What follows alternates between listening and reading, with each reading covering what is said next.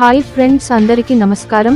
ఈరోజు వీడియోలో ఆధార్కు సంబంధించిన ఒక ముఖ్యమైన సమాచారం గురించి తెలుసుకుందాం.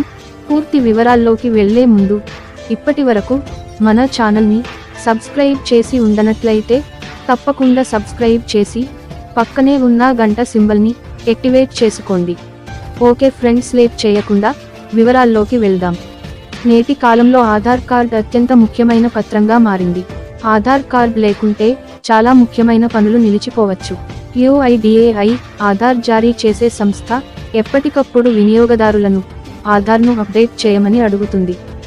ఆధార్కు 10 సంవత్సరాలు లేదా అంతకంటే ఎక్కువ వయస్సు ఉన్నవారు తమ ఆధార్ను అప్డేట్ చేయాలని ఇటీవల UIDAI ప్రజలను కోరింది. ఇందుకోసం UIDAI ఉచిత ఆధార్ కార్డ్ అప్డేట్ సౌకర్యాన్ని ప్రారంభించింది.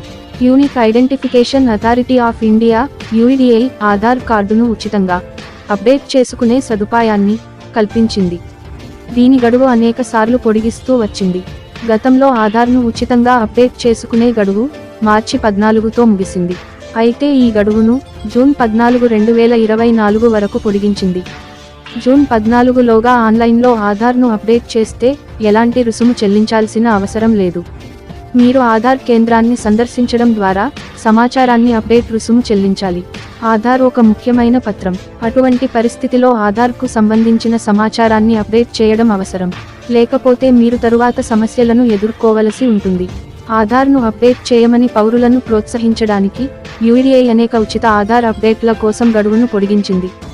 అంతకుముందు దాని గడువు డిసెంబర్ 14తో ముగిసింది. ఆ తరువాత దానిని మార్చి 14 వరకు పొడిగించారు.